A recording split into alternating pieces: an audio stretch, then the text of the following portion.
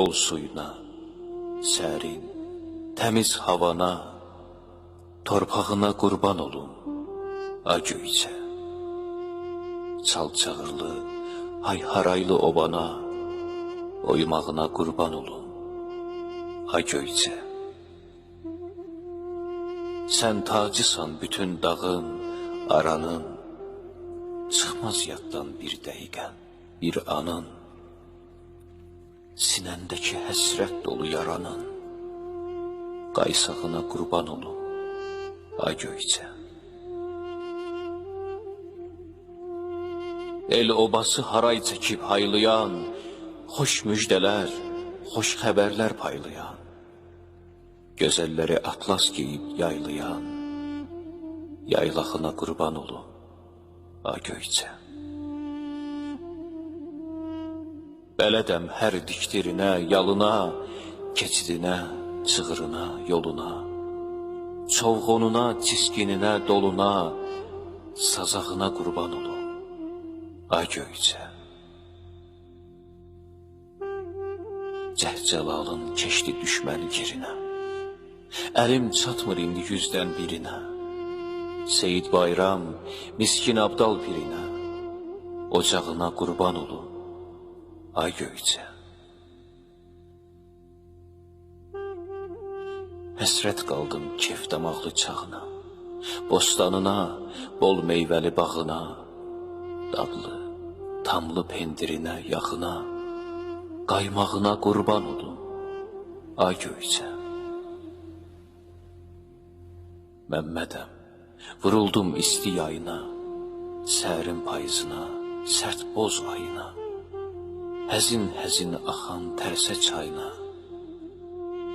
çaylağına qurban olum, ay Göyçə. Çaylağına qurban olum, ay Göyçə. Xoş gördük, yaxşıyam, yaxşı olasınız. Yanvar ayının 1-i, 1981-ci il Göyçə mahalına, Zod kəndində dünyaya gəlmişəm, Basar Keçər rayonundan. Zod kəndi. Kənd İrəvan quberniyasının Göyçə mahalında, Basar Keçər rayonunda, Kəvər şəhərindən cənub-şərqdə yerləşib. Mahalın bu qədim yurdunda həmişə Azərbaycanlılar yaşayır. Burada soydaşlarımızın sayı 1988 nəfər təşkil edib. Zod toponimi türk mənşəli Sodq etnonimi əsasında formalaşıb. Vaxtilə kəndin ərazisində 9-12-ci əsrlərə aid abidələrin, Alban kilsəsinin və Oğuz qəbristanlığının qalıqları olub. 1918-ci ildə erməni silahlı dəstələri Qərbi Azərbaycanın bütün ərazilərində olduğu kimi Basar Keçərdə də vəhşiliklər, qətliamlar törədiblər. Onlarla kənd, o cümlədən Zod kəndi dağıdılaraq yandırılıb. Ermənilər bu yaşayış məntəqəsinin 200 nəfərdən çox dinc sakinini xüsusi qəddarlıqla qətlə yetiriblər. Sağ qalan sakinlər Kəlbəcərə pənah aparıblar. Bölgədə erməni vəhşiliyinin qarşısı alınandan sonra onların bir qismi geri qayıdaraq düşmənin viran qoyduğu yurdu yenidən dirçəldiblər.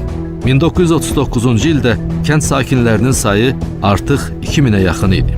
Amma ermənilərin 1948-ci ildə həyata keçirdikləri növbəti deportasiya siyasəti nəticəsində bu insanların xeyli hissəsi yenə də doğma ocağından didərgin salındı. Lakin bu da hələ son deyildi.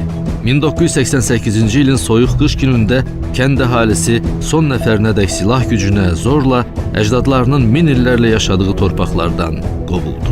Birinci sinifi tam orada oxumuşam, ikinci sinifi noyabrına kimi yenə orada təhsil aldım. Sonra 88-ci ildə məlum səbəblərdən gəldik Gəncəyə. Qalan orta məktəbi orada tamamladım, Gəncədə tamamladım, universitetdə Gəncədə oxudum. Sonra işimlə əlaqədar Bakıda televiziyada işə başladım və belə də Bakıdayam. Allah nəsib eləsin, Zoda qayıdaq. Atam məni aparmışdı işə, kombay maşını sürürdü. Mən də atamla idim. Topbuz var idi, onlardan yığırdım. Ümumiyyətlə, orada dağda, əslində dağ deyildi də, yəni bir otluq sahəydi, həm də bir sündür idi. Özümü atam kimi hiss eləyirdim, düşünürdüm ki, hətta qucağında otdum, biraz mən də sürdüm.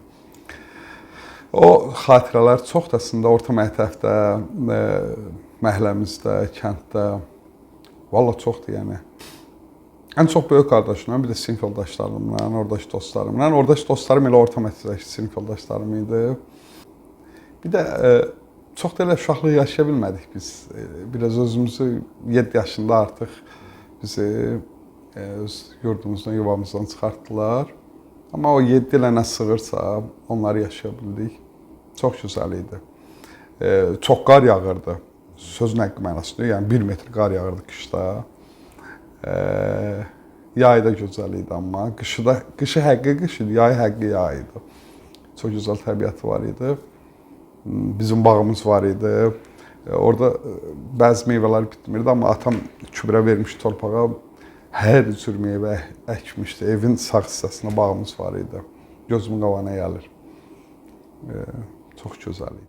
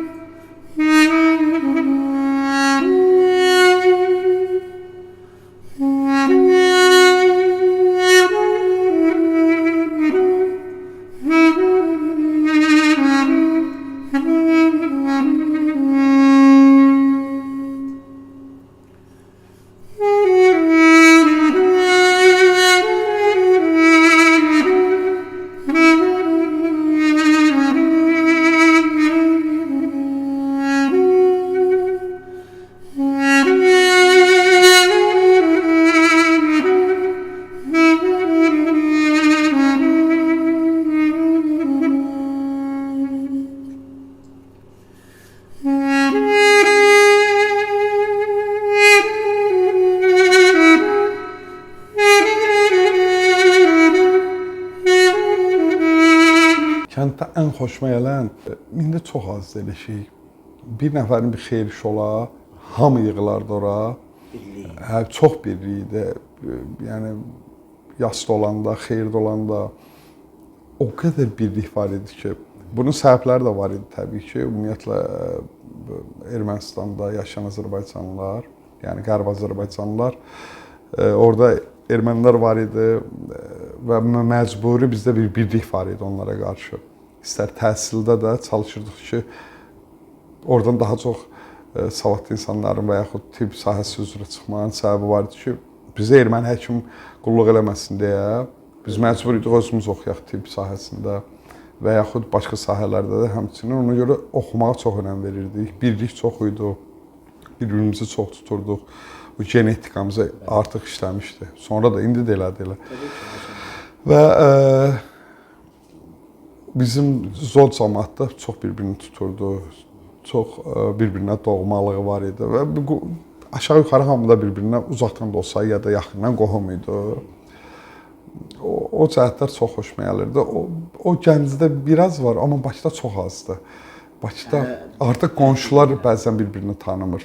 Nəinki küçədə hamı bir-birini tanısın və yaxud Yasamal rayonunda hamı bir-birini tanısın ki, bu bəlkə də mümkün deyil, amma ən azından qonşuluq, küçədə yaşayanlar, o biraz azalıbdır.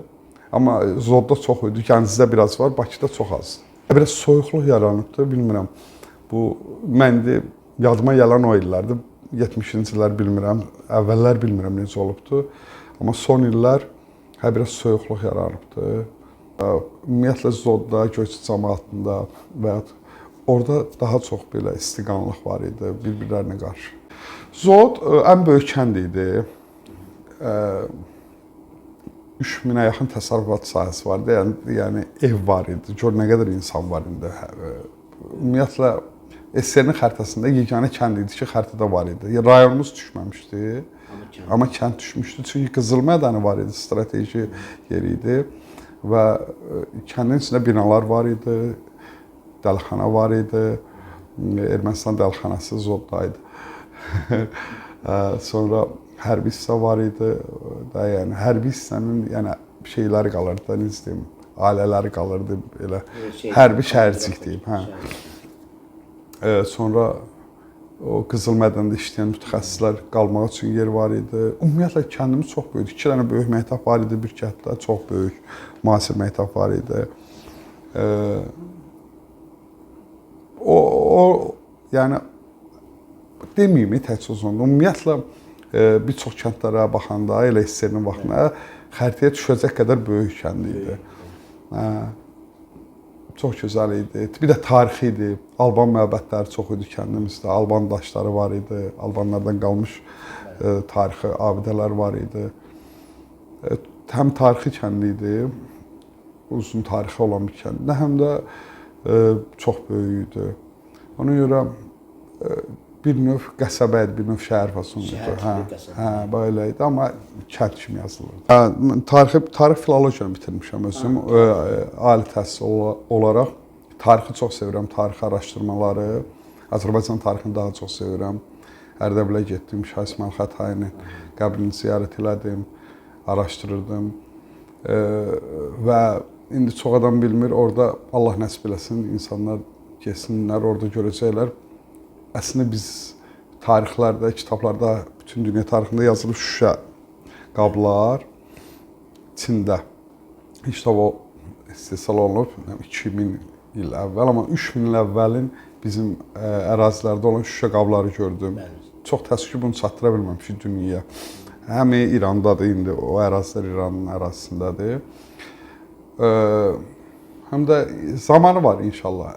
Tariximiz, Azərbaycan tarixi çox qədimə dayanır. İstəyərəm bütün dünya xəbər olsun.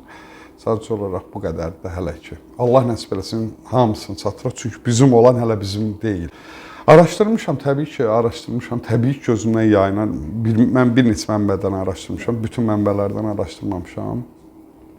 Bir də Wikipediyadan daha çox araşdırmışam, orada məlumatlar yenilənirdi. O gedir 16-cı, 15-ci əsrə kimi gedir kəndimizin tarixi çıxır. Təbii ki, ondan əvvəl də bir yaşam olubdur. Sadəcə olaraq məlumat oradan başlayır kəndimiz haqqında. Kəndin kökəni gedir türkçülüyə çıxır, türklərin yaşadığı məskən kimi. Amma dediyim kimi 6-cı əsrdə orada albanlar yaşayırsa, deməli orada qədimdə də insanlar yaşayır. Çünki o məbəd varsa, albanların məbədləri, orada onların yerləri varsa, deməli orada yaşayış 1500 ildir var. Sadəcə olaraq biz Wikipediyada 500 ildir. Erməni bizim kəndə gəlmirdi heç yaşamağa. Keçib işə gedə bilərdi Qızıl mədənində işləyənlər və yaxud, amma bizim kənd biraz narahat kənd idi də, ermənilərlə zadından yola getmirdi. SSR-nin vaxtında da. Ona görə ermənilər biraz Zodlulara dəli kimi baxırdı, dalaşqan. Zodlular çox dalaşqan idi. Ona görə ermənilər bizim kəndə girmirdi. Hətta 88-ci ilin noyabrında bizim kənd çıxmamışdı. Ermənistanın Ali Sovetinin sədri, o devirki bir rəhbəri gəldi bizim kəndə. Bütün tarixi sənədlərdə də var, göstərə də bilərəm. Və kəndə cəmaatına baş saldı ki, bu Erməni-Azərbaycan söhbət deyil. Bu SSR-nin verdiyi bir qərardır. O səviyyədədir, çıxmalısınız. Və xahiş edirik, çıxın. 3 gündə vaxt vermişdi. Onda bizdə elə bir kənd cəmaatı, Dəlixandan olan mütəxəssisləri, həkimləri, Qızıl mədəndə işləyən o professorları da, elm adamlarına deyək ki, yüngül əsr fason götürmüşdülər ki, çıxmırıq da, təzyiq eləməyin bizə. Amma onda da o devrin deyək ki, prezident səviyyəsində adam gəldi və baş saldı ki, bu variantsızdır da, bu SSR-dən gələn imperiyanın verdiyi qərardır. Elə çıxdıq. Mən həm vaxt oradaydım, mən ən son çıxanlardan idim. Uşaq da olsam, biz ən son çıxanlardan əvvəl çıxanıq da, yəni deyək ki, bizdən də 10 gün sonra, bir həftə sonra atamgil və kəndin kişiləri çıxdı. Qadınlar, uşaqlar tez çıxmışdı, biz qalmışdıq. Uşaqlar da 7 yaşından yuxarı olan uşaqlar qalmışdı. Bir də nəyəsə kömək lazım olar falan belə. Beynimizdə bizdə döyüşmək idi. Sonra o vaxt SSR dağılmamışdı, yəni elə bir şərait də vermirdilər bizə döyüşmək erməni ilə. Bəli, Gəncədə mənim ana, babam, nənəm Gəncədə yaşayırdılar, daimki. Gəldik ora, Gəncəyə, avtomatik və orada da məskunlaşdıq. Biz öz evimizi erməninin əlinə dəyişdiyini də satdıq. Bizi Seyid evi idi, pir idi. Ona görə halallıq verə bilməzdik də erməniyə o evi, nə dəyişməyə, nə satmağa. Gəldik sıfırdan Gəncədə ev aldıq və yaşadıq. Mənim üçün hər şey. Düzdür, Azərbaycanıma qurbanam hər tərəfinə, yəni Dərbəndinə, Ərdəbilinə, Zəncanına, bütöv Azərbaycan mənim üçün hər şeydir. Amma var oluşum, yaranışım Qərb Azərbaycandır. Ümumiyyətlə döyüşən idi Qərb Azərbaycan. İrəvan xanlığının vaxtında 2 il Rusiya imperiyasından döyüşüb. Və 3 böyük, ağır döyüşün üçündə qalib gəlib, sonunda bir balaca Satqın olub orada yaşayan, qucaq açıq yer verdiyimiz ermənilər.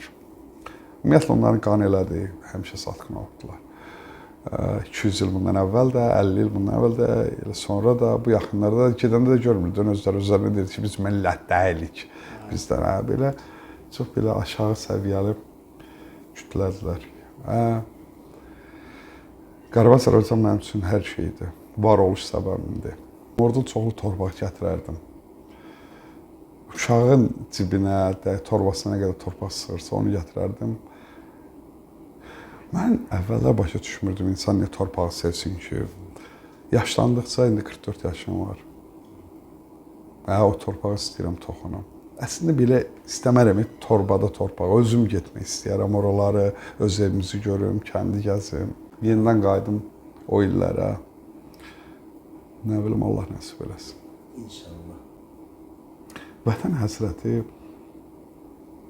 insan bəlkə də onu uşaqlıqda çox az dərk eləyir. Çünki biz proseduralaya bilmirik. Amma bir yaşdan sonra baxsan ki, buranda bir daş asılır. Elə istəyirsən ki, gedəsən, oraları görəsən. İnsan doğulduğu yerə qayıtmaq istəyir. Orada bir bağ qurulur. Allah elə bir bağ qurur ki, səndən torpağın, yarandığın torpağın arasında elə bir bağ qurulur ki, səni çəkir özünə. Çox təəssüf ki, indi 30 ildən çoxdur. 37 ildir də, yəni. Şərtlər o deyil də, gedə bilmirik, mümkün deyil, amma elə bilirəm ki, o həsrət bir gün bitəcək, hamı kimi biz də öz torpaqlarımıza gedəcəyik. Nə bilim, çox, mənim üçün çox dəyərli yerdir ora. Belə, bunun elmi tibbi də tərəf var, dini tərəf də var. O torpaqdan qidalanıbdılar, oranın suyunu içdilər, oranın ətini yiyibdilər, çörəyini yiyibdilər və sonda mən yaranmışam. Demək, köküm o torpağa dayanır, ora bağlıdır. O kök səni çəkir, variant yoxdur. Çünki sən ora bağlısan axı. Və əlhəmdülillah, bu coğrafiyada ən böyük ərazi Azərbaycanın olub da. Hər yerimiz gözəldir, iqlim olaraq, şərtlər olaraq. Bu sözüm yanlış anlaşılmasın. Hər yer mənim üçün çox dəyərlidir, Azərbaycanın hər köşəsi. Amma doğulduğun torpaq insan içində başqa bir sevgi olur. Ora üçün darıxmaq çox-çox önəmlidir mənim üçün. Mümkünsüz hər şey mümkün oldu, belə deyim də. Yəni biz çox adamlarla söhbət etdik. Arzumuz var idi, heç vaxt arzumuz bizdə bitməmişdi. Amma belə deyim, Xankəndi 50% arzu idi, real deyil idi. Ağdar olsun, Şuşa ən böyük arzumuz idi, Rəbbim nəsib elədi. Və hətta belə bəlkə də müəyyən rayonlar, şəhərlər bizə qayıdır, müəyyən onlarda belə bir söhbətlər çox uzun oldu. Onun belə xəyalı çətin idi. Rəbbim nəsib elədi, biz tam ərazilərimizi bərpa elədik. Allah rəhmət eləsin şəhidlərimizə, Allah can sağlığı versin qazimizə, rəhbərimizə də can sağlığı versin. Biz bunu alındırdıq. Deməli, Zod da Qərb Azərbaycanda, tək Zod deməyim də, bütün Qərb Azərbaycanda mümkündür ki, bir gün qayıdış olsun ora. Çox arzulayıram ki, mən sağ ikən olsun, mən özüm də yemi onu görüm. Çünki çox adamlar elə Qarabağ ərazisində olan adamlar onu görmədi. Dünyasını dəyişdilər illər ərzində. Allah nəsib eləsin ki, onu görüm. Deməli, mənim bir dostumun, həkim dostum var, Elnur. Onun babası Allah rəhmət eləsin, artıq dünyasını dəyişib. Deyir, hər gün daşısanda dağdan, oradan Göyçə mahalı uzaqdan da olsa görsənir. Deyir ki, hər gün çıxırdı o dağın başına, baxırdı və kədərlənib deyir ki, dağılmışa qar yağır, dağılmışa yağış yağır. O küskünlüyü var idi, gedə bilməməyi var idi. Orada gün çıxdı, uzaq məsafədən baxırdı ki, bu gün yağış yağacaq ora. Kişi bütün ömrünü qayıda bilməsə də, oranı havasına uzaqdan baxaraq keçirdi. İndi gör, nə qədər elə insanlar var. Allah nəsib eləsin ki, sağ ikən bu bizə qismət olsun və əminəm ki, qismət olacaq.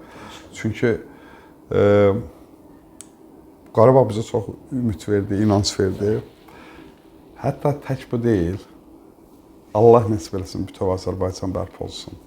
Allah o günlər də bizə nəsib eləsin. Bir-bir elə bilirəm ki, bunlar alınır. Bu çox mutluluqdur. 200 ildir bu mümkün olmayan bir şeylərdir. Min şükür Allah nəsib edir. Sadəcə olaraq inanmaq lazımdır, dövlətimizin yanında olmaq lazımdır, bir bütün olmaq lazımdır və ən vacibi Allaha sığınmaq lazımdır ki, bunlar bizə Allah nəsib edir də, yəni qismətimizə yazsa 100% olacaq. Təşəkkür edirəm sizə də, Qərb Azərbaycandan bağlı verilişlər edirsiniz, minnətdaram. Əslində bunun sayı çox olsa yaxşıdır, çünki tək mən yox, o qədər insanlar var ki, ürəyi doludur orayla bağlı danışmağa. Mənə deyirdilər, uşaqlıq. Mənim uşaqlığım 7 yaşımda evimizi tərk edəndə bitdi. Bir gündə böyüdüm. Bir gündə uşaqlığım bitdi. Bir gecədə baş verdi. Bunu mən həmin an başda başa düşmədim. İllər sonra başa düşdüm, aylar sonra başa düşdüm ki, uşaqlıq qutardı artıq. Yeni bir yer, yeni insanlar, yeni cəmiyyət, yeni sinif yoldaşlar, yeni dostlar. Adapte olmalısan. Evin yoxdur. Hər şey sıfırdan. Amma sən dünyaya gəldə hər şey var idi axı. Onu itirib təzədən bir də qazanmaq bu insan böyüdür, yaşından artıq böyüdür. Allah nəsib eləsin ki, yenidən doğulan uşaqlar bax orada doğulsun, Qərb Azərbaycanda doğulsun. Onların şəxsiyyət vərəqəsinə yazılsın ki, Göyçə mahalı və yaxud ümumiyyətlə Qərb Azərbaycan, İrəvan şəhəri yazılsın. Arzu kimi də gözəldir. Yenə də var olun, təşəkkür edirəm. Mütləq lazımdır, bu cür verilişlərin sayı çox olsa, çox əla olar. Sənə təşəkkür edirəm, əziz qardaş. Minnətdaram, çox sağ ol. Sağ olun, Ümmədim mənim. Minnətdaram. Sağ ol.